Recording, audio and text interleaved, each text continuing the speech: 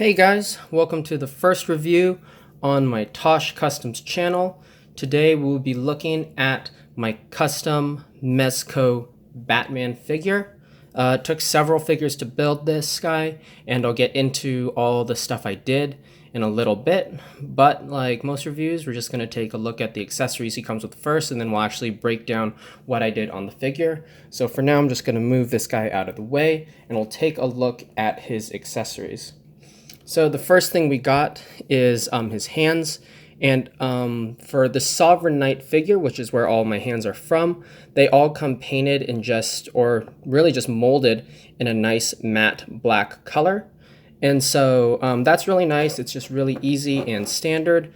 But for the figure itself, I just didn't like that everything was monotone. So what I did instead was I painted the top of his gloves, gauntlets, whatever. I painted those gunmetal, and then I picked out his knuckles in silver, just like so.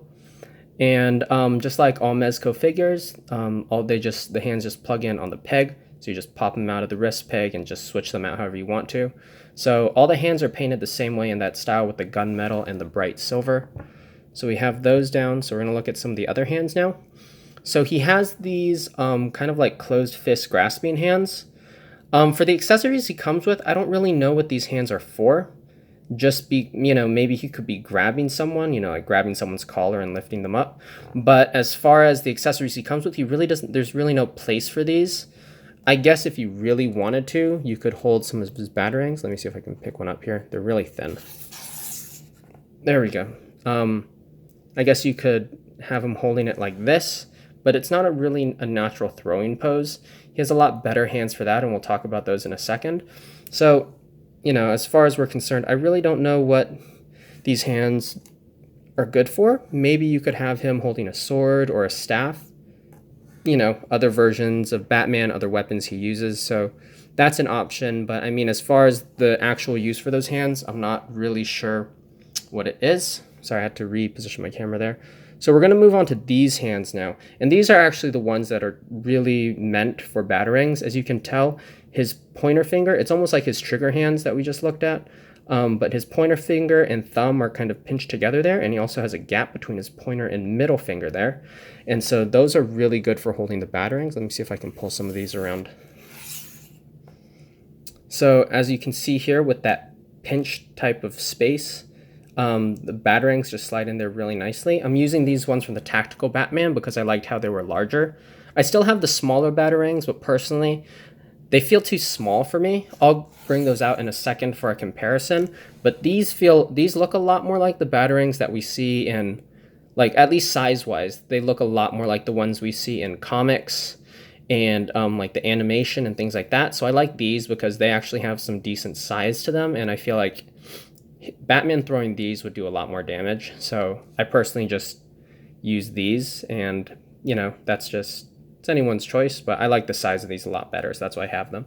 But as you can tell, it fits between that pinched finger, and you can also put them inside the gap that he has between his middle finger and his pointer. And so you can have him holding multiple like that. It's a little bit of a weird pose, but you can do it. And but these really just feel more like they're supposed to sit in between the thumb and pointer, and he's only supposed to throw one. But for those who want to see Batman throw multiple batarangs at once, that's what I feel like these open grasping hands for, or maybe gesturing hands. But what they're really nice for, let me bring this third batarang around. What these are really nice for is they have gaps between all the fingers, all three of his he has 3 gaps between his 4 fingers. And they're all sized properly so that you can fit batarangs in there. So for me, I like the bigger ones. But the smaller ones also fit the same way. And so you can just take them, you can just slot them in right in between those fingers, just like so. And now you can have Batman with his multiple batarangs pulling out, and he's going to throw multiple at his opponents. So I really like that. They're great hands, and I like the options that you have with them. And once again, both of these hands also come on a left and right, so you can pose him any way you want to. So I'm just going to drop those down and put those back in line. And so the only other hand, and sadly this is only a right hand one, but it's his Kryptonite knuckle duster, you know, brass knuckle type thing. So I painted it in gunmetal up here, and then I didn't have to really do anything else.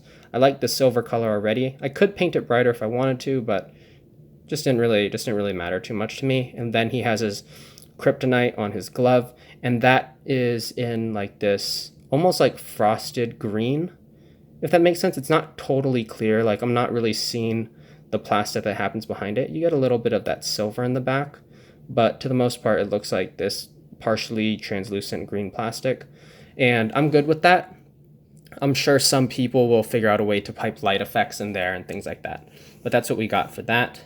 So we've already taken a look at my batarangs that I included from the tactical Batman that I kept with this figure, but then I ended up buying 2 Sovereign Knights because I wanted these 2 larger batarangs, and the reason why I wanted them is because they remind me of, I think it's the Son of Batman movie, where Batman pulls out these larger batarangs and holds them in between his hands and uses them kind of like swords. And so what I ended up doing, and I couldn't get that full effect because he doesn't have a hand that's wide enough to where I can put them in between so he can like double blade it.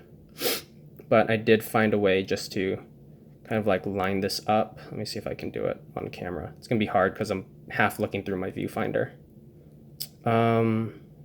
Yeah, I'm not gonna do it here. But anyways, I found a way to just kind of dig this little point under his pointer finger. And so he would hold them less like a batarang, but more like a knife blade. And so I wanted to keep those because of that. I like the size on them. And you can kind of get the same effect by putting them in these hands and just squishing them in between the fingers. And that kind of does it. You have those open hands there. But you know, this is kind of the look I was going for with that, where you have the batarang blades on either end and Batman's fighting with them. So I just kept those 2 larger batarangs for that. So I'm just gonna slide all that stuff to the back there. So then the other accessories he comes with, most of them are pretty standard with the Sovereign Knight figure. He has his little sonar gun. I didn't do anything with this, just nothing. I liked the paint. I thought the paint apps were really nice. He has this weird extra port there. If you've seen other reviews, people have probably talked about it already, but the little dish piece just pops out. You can put it in the side there. I don't know why you need to do that. Maybe Batman listens around corners, you know, he just peeks that around a corner. But yeah, that's it. He has a sonar gun. His grappling gun, it comes with the 2 standard grappling hooks. So the one where it's locked in place and there's just a peg hole there. And so you just take the grappling hook and you just port it into the hole, just like so. He has that one. He also has the one where it's on the string or on the wire. I'm not going to undo it from the little plastic. But yeah, it just ports in right there, and so you can have, you know, set up poses where he's grappling up a building or something. And then I also kept the grappling hook from the tactical Batman, and I moved it over this figure. And the reason why is because I feel like this grappling hook is a little bit of a nicer size. The other ones, I know grappling hooks need to be big to get a grip, but I mean these feel gigantic. Like, here's a size comparison. The grappling hook is almost as large as his hands. And this is the one that's, you know, largest because it's opening up, so his fingers go the distance. And this grappling hook is almost the same size as it. And if you look at something like more of his closed hands, the grappling hook is actually, you know, longer than his hand in total length.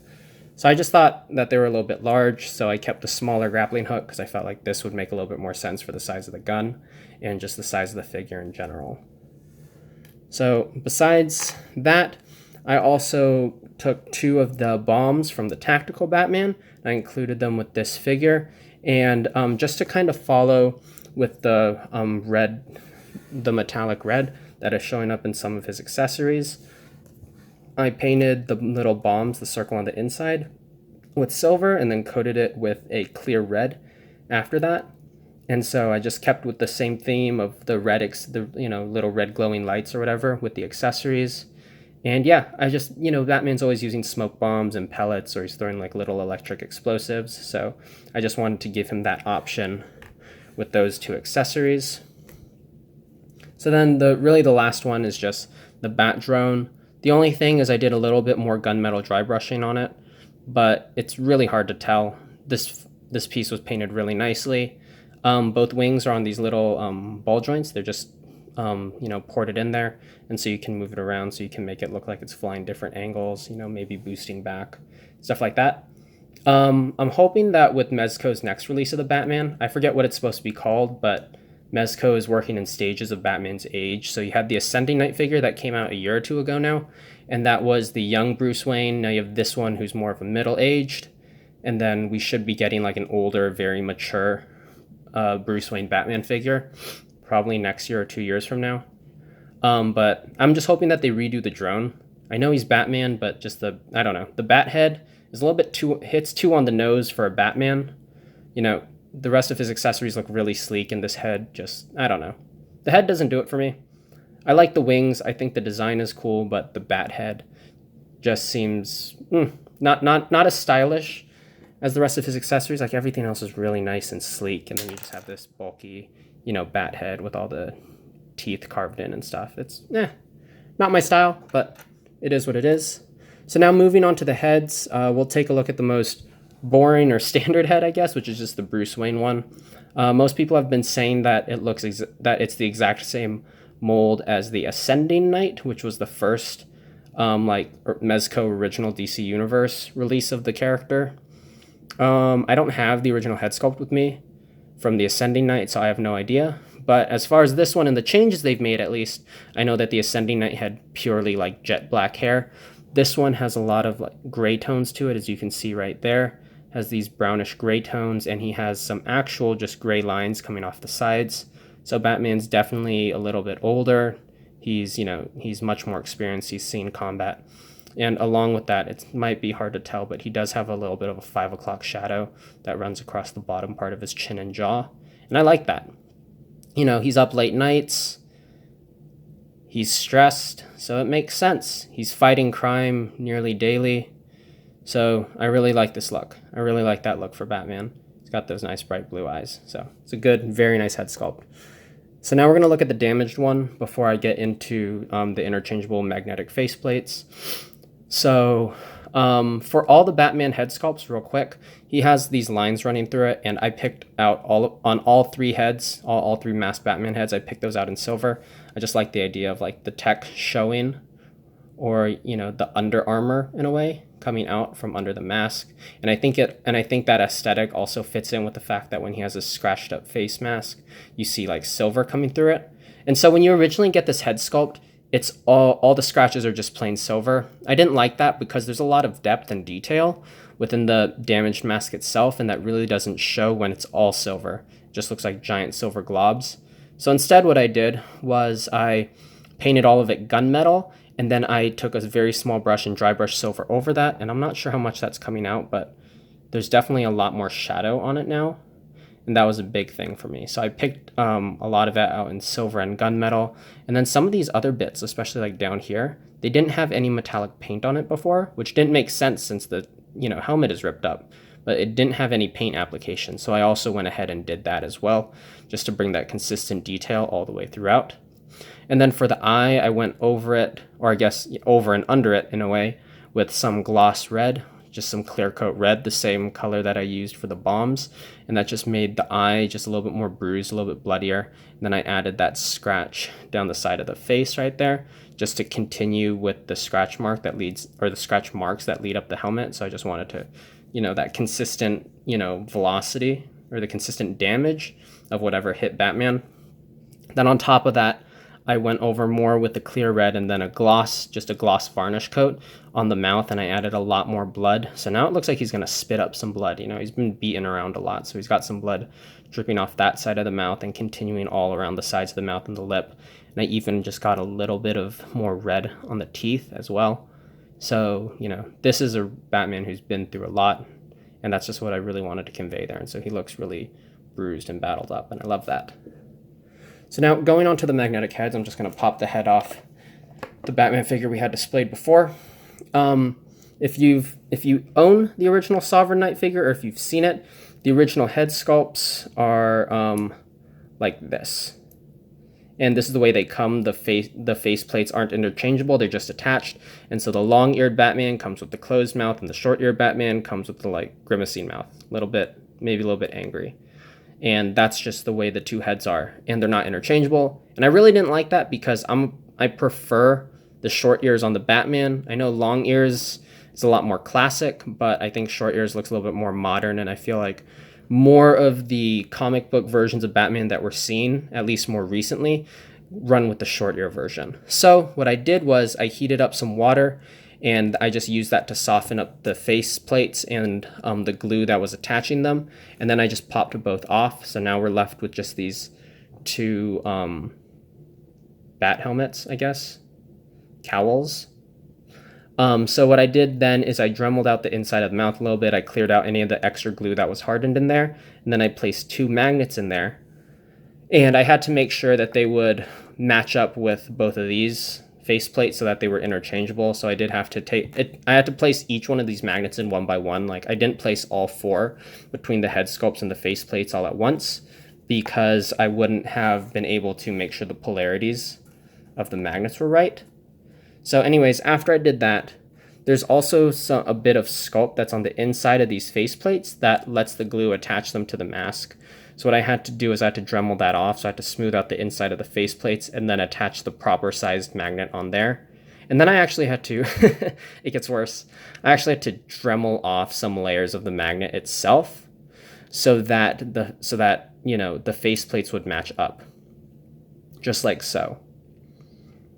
And, just to show that off, I'll switch where the faceplates are supposed to be, just like so. Because otherwise the magnets would make the faceplate jut out a little bit. You'd get some like gappage there when I would put them on, so I had to Dremel both of them down so that it was a nice flush match and it just fits in. And thankfully, these the faceplates are close enough of the same shape that they just fall into place there. I was really afraid that because of the different expressions, the angle of the face would change, but I haven't had an issue with that. So both just switch in and out nicely. So, if you want an angry Batman with the long ears, you can do that. If you want a stern Batman with the short ears, you can do that, and they go back and forth. So that was really nice. And my favorite is just the stern-faced short ear Batman. So that's the one I'm going to be keeping on the figure for the time being. So now actually getting into the figure itself, probably some of the biggest, I'm going to slide these accessories to the side. We're just going to shove everything off to the side for now. You get to ignore the pile of stuff. So probably the most obvious changes to the Sovereign Knight Batman figure as of this point is the armor and wired cape. On top of that, in case some of you haven't noticed, I actually took the Ascending Knight belt. I had a spare one. I took the Ascending Knight belt and put it on because I think it looks more like Batman. I was looking at a lot of statues of Batman that are coming out or have been released. By the way, I base a lot of things on statues because I think they have the most detail. So that's where I usually get most of my reference material when I'm making figures, just in general. But a lot of them had the big belt. They had the circle emblem, at least the ones that I saw. It seems just like a more classic Batman thing. So that's what I decided to run with. Normally the belt, since we're talking about the belt, normally the belt is just fully gold paint. I thought that looked boring. It just looked flat. So I added a gunmetal ring inside there. I just painted that in. And then in between the pockets and everything, I painted it black so that you can actually tell where the belt kind of like ends and begins and all the pouches. And then I also picked them out with some gunmetal on the little top slots and then some black on the little bottom straps. So that's what I did just to give the belts just a little bit more detail and realism, and I really like how it turned out. Besides that, looking at the rest of the figure, I put in a wired cape. And for anyone who's wondering just how to replace capes in general, at least with the Batman figures, their cowl is its own separate piece, and it's on a ball peg that plugs into the center of the body. So if you heat the figure up, you just get some hot water or something like that, you can just pop the cowl off, cut off his original cape, put a new cape on it, and then just plug the cowl back down, and there you go, you have a new cape. So it's a wired cape. I picked it up off eBay because, if you guys don't know, I don't sew much. I don't do much cloth work. I do some, but I'm not the best at it. So for Batman, especially with this leathery material, I was like, I'm not going to risk it. I will just, I'll pay the cost, I'll purchase it, it'll look good. So that's what I chose to do. Now for the armor, The armor comes from, so the shoulders, the chest and torso piece, and then the upper leg armor. It comes from the Justice League Tactical Batman, and I love the armor design on it, on this guy. That comes with that figure, and I love it on this guy. Obviously, it's all repainted from what the original looked like, and yeah, I'm a fan of it. I really, really like it. So normally all these under areas, so all the stuff that's that cool gray color, normally it's all black. So I had to paint all of that. And then I picked out the armor pieces in like the armor actual plating. They have this almost checkered look to it. Like it's carbon fiber. And I painted all of that in gunmetal. And then all the straps are done in a nice gloss black. And then I picked out all the scratching and scuffing in some gunmetal with silver. And then all his little strap clips are picked out in a bright silver, as well as the little bolt pieces. And that's the same silver that shows up on the knuckles there. Just moving down the legs actually, we'll look at the gauntlets first. I picked out the upper side in gunmetal, just so that it matches the gauntlets, but then the lower side is done in a gloss black, and you can see it shine right there. And that just makes some difference between the outer armor and the inner armor. I just thought that was a little cool touch to it. And then his actual little wing knife pieces on the edge of his gloves. The edge part is actually picked out in silver, so it looks more like blades. That's the same on both sides. And then coming down to the legs here, knee pads are picked out in gunmetal, and then some gloss black on that bottom layer right there. And then it's all gunmetal. The little bolts are done in silver. Silver's picked out on that little valve piece. And then I also did gloss black on the back end of the boots, and also on the little inside part of the boots there. So it just gives some differentiation between the armor and just maybe some more like leathery flexible material. The whole so that's most of what I did right there. Pretty easy. Most of it's just paint work. The real standout thing, and I think the thing that makes a big difference with the suit is that it's dyed black. The undersuit, the actual cloth, is dyed black, and I'm really, really happy with that. I used RIT all-purpose dye. That's RIT, all-purpose black dye, and there's instructions on the bottle itself and also online, and so I just removed all the parts, and so I just let the suit dunk in there and get colored up. And I think that black suit underneath, first of all, it brings out all his rubber, it's almost like this rubber chainmail type look, and it brings out the details in there. You can also just do that with your normal Batman figure. You don't need to armor him up. If you just want your Sovereign Knight to look like he has a little bit more detail, you can also dye it, and it just brings out that gray color a lot better. The only other thing for people who are looking to customize is that when you put on his chest armor, it adds an extra layer around the waist. It adds some extra thickness around the waist, so I actually had to cut off parts of his belt, and I replaced it with this elastic, cord here, and then I attached the Sovereign Knight grapple gun clip. So the Ascending Knight grapple gun clip and the Sovereign Knight grapple gun clip are different. So I had to replace that, so I removed it off the original Sovereign Knight belt and replaced it on this new belt so that it just clips in there. It's real easy. It doesn't fall out. Other than that, the figure articulation is the same. Nothing's really changed. Some of the armor, you just want to be careful because there's some tabs that kind of lift up into the belt there, like these parts on the leg armor.